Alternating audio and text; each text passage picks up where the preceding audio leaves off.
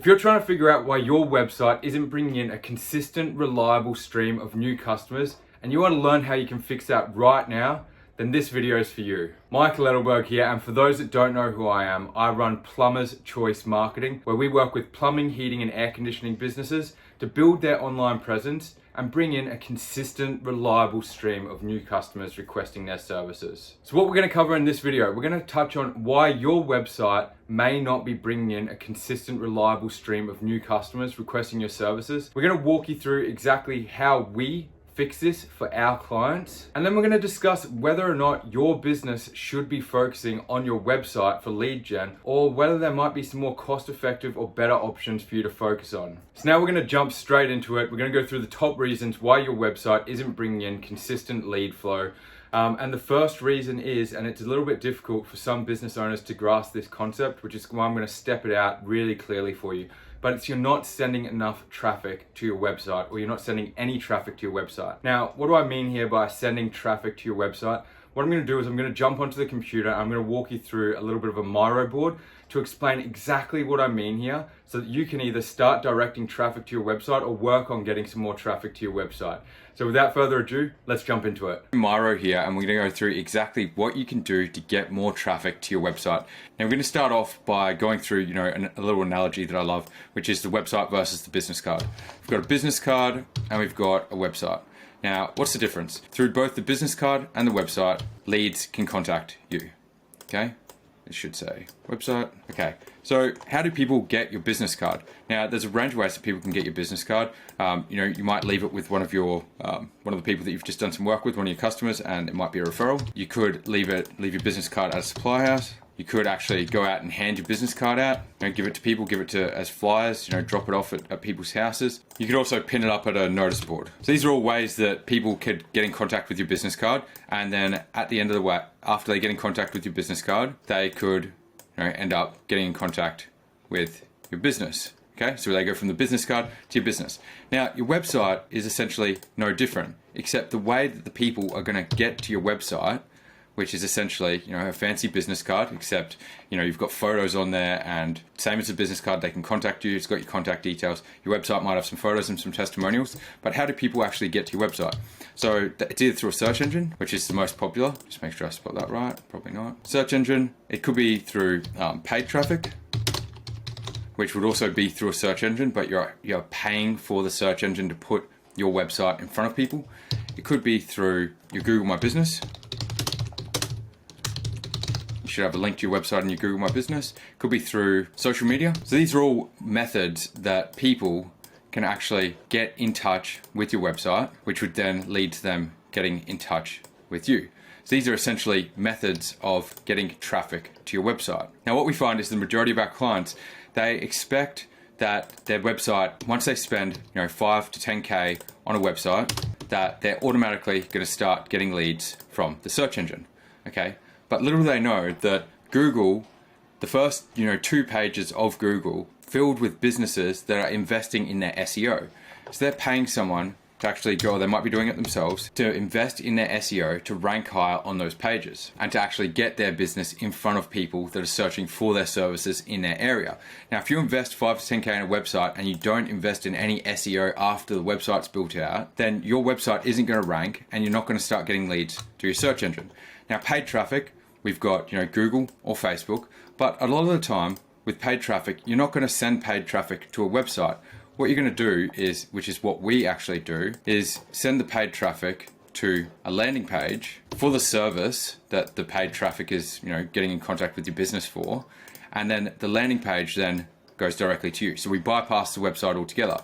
Then we've got the Google My Business.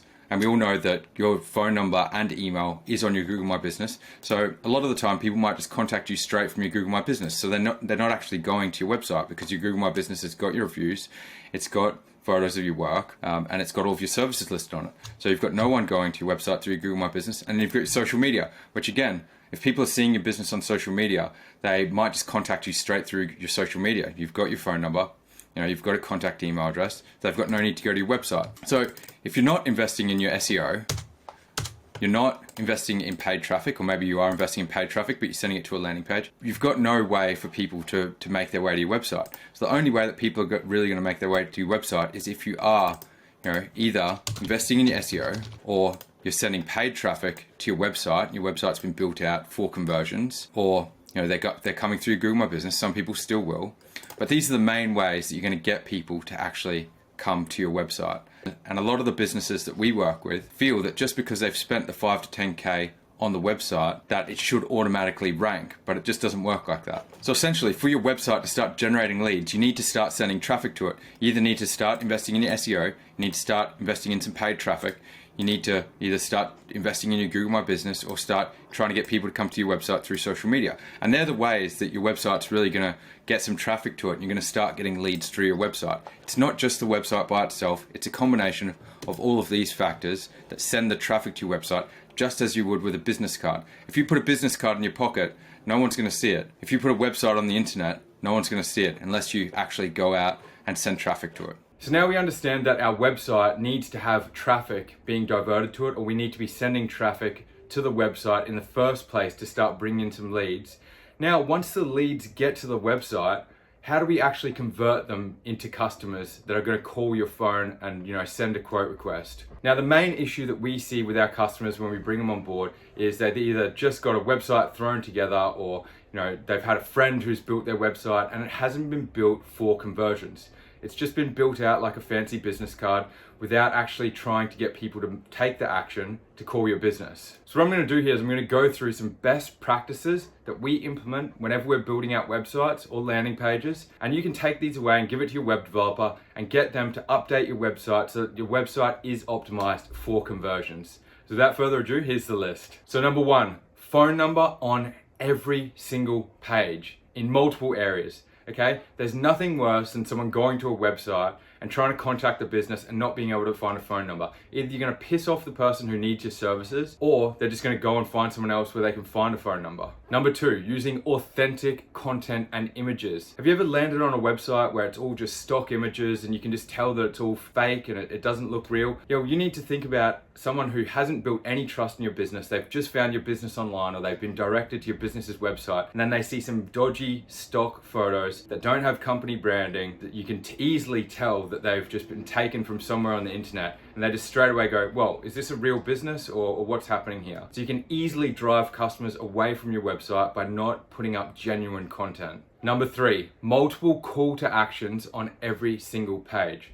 Now, what do I mean here by a call to action? So a call to action is defined as a way that someone can actually make an action to contact your business. Now, this might be a phone number that someone can click and it calls. It might be a call now button that someone can click and it calls you. It might be a contact us button that someone can click and it takes them to a form so that they can contact your business. Statistics show that you'll increase your conversion rate by up to 70% by having 3 or more call to actions on every single page. So what we find as a good practice is you should never be able to go through one scroll on the phone without hitting at least one call to action. Generally, there should be one call to action in every single section of your website. The more call to actions, the better. Number 4, contact forms on every page. Just put them at the bottom of the page so that when someone gets to the bottom of the content, if they're on a page for some sort of installation or some sort of repair, there's a form. It's the last thing that they end up on, and they can just put in their details, submit it, and then you can contact them. Number 5, we're in 2024 and we want built-in chat widgets. If you do not have a chat widget on your website so that someone can talk to the chat widget or easily get in contact with your business, you're usually missing out big time. Now, a lot of the time people don't want to actually make the call and they don't want to give you their details so that you can call them. So a way to mitigate this is by putting a chat widget on your website so they can easily have a chat with an AI bot, or it can be a contact form built into a chat widget, and you can get their details that way. But you must have a chat widget on your website. Number 5, mobile optimization. The amount of websites that we've checked out, and when you actually go on and inspect them and you look at them on a mobile device, they're all over the place. Now, this is generally with business owners that have built websites using, very easy templates that just aren't mobile optimized.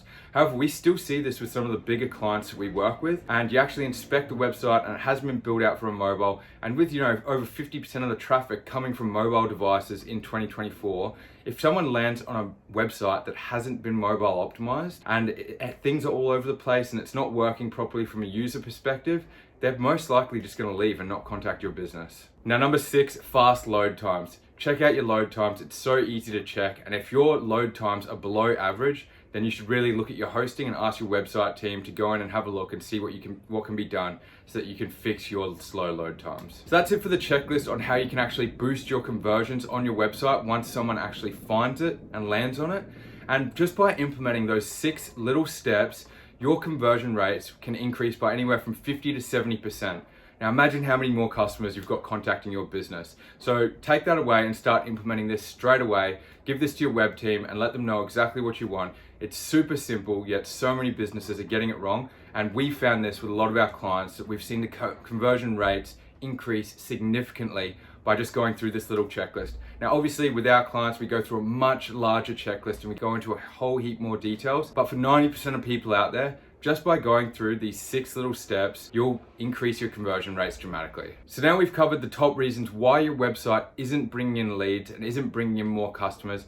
And we've covered a few steps that you can undertake right now to increase your conversion rates and start getting more people contacting your business and actually getting in touch with your business after landing on your website. Now, it might seem like a little bit of a silly question because we're in 2024 and everyone should have a website. And look, I'm not saying that you shouldn't have a website, but we're discussing whether or not you should spend the money investing in a big website, or whether or not you could spend your money elsewhere and get a better return on investment. Now, the reason that I'm answering this question is because I speak with thousands of business owners that have invested tens of thousands in websites and it hasn't delivered results and it hasn't brought them in the leads. And now when I speak with them, they say, oh, well, digital marketing doesn't work. And I've spent 10,000 investing in a website and it didn't bring any leads. Little do they know that they actually need to send traffic to the website. What we're gonna go through now is whether or not your business should be investing heavily in a website, or whether you could invest those funds elsewhere to get a better return on investment. Now, I know you're looking for a straightforward answer here, but really it does depend on where your business is at. So I'm going to give you 2 examples here of where 2 businesses are at, and we can look into which one should be investing in a website and which one could be spending their money elsewhere. So the first one, if your business is earning under 300K per year and you don't have a marketing budget of around 20 to 30K per year to invest on your website, invest in SEO, invest in pay-per-click, invest in sending traffic to your website, then spending 5 to 10 grand on a fancy website is not money well spent. There is absolutely no point investing that kind of money in a fancy business card when you're not going to send traffic to it. The other thing is, even if you are investing in pay-per-click, most agencies, I know we do, will build out high converting targeted landing pages for each service that they're advertising. So even once they start advertising, they're not going to be sending traffic to your website. So if you're in this bracket and your business is bringing in under 300K per year, then you'd be much better off investing your money elsewhere where you can get a guaranteed return on investment. So on the website front, you'd be better off with just going with a single page website that you could probably build yourself, or you could have someone build for a few hundred, right? Rather than paying 5 to 10 grand on a big website if you're not going to send traffic to it. Now, if you're a business that is bringing in over 300K per year, and you are willing to invest in your business and you want to see a return on investment, then investing in a website is definitely going to be worthwhile over the long term. However, you need to continue working on your SEO and you need to continue sending traffic to that website. And in the end, this will be one of the biggest revenue drivers in your business once you get those organic rankings going, once your SEO starts kicking in, and it can really set you up over the long term. So if you fall into the category of one of the business owners that we speak to regularly and you were wondering why your website wasn't converting and why no one was landing on your website, I really hope this video has provided some clarification for you. And you can take exactly what we've gone through in this video and start optimizing your website and sending traffic to your website and bringing in more leads today. So that's it for this video. I also thought that I'd mention that if you are running a plumbing, heating, or air conditioning business and you're looking to start bringing in a consistent, reliable stream of new customers, there's a link below this video in the description. What you'll find is a video of me telling you how my business can start bringing in new customers for your business. It's a sales funnel. It's designed to get you to book a meeting. If you want to check it out. I don't really mind either way. But definitely feel free to check it out if you're running that plumbing, heating, or air conditioning business and you're looking to bring in a consistent, reliable stream of new customers. So that's it. I really hope that you found value in this video. And if this video helped you out in any way, be sure to hit that subscribe button below to continue receiving more valuable content. So that's it. Have an amazing day or night, and I look forward to the next one.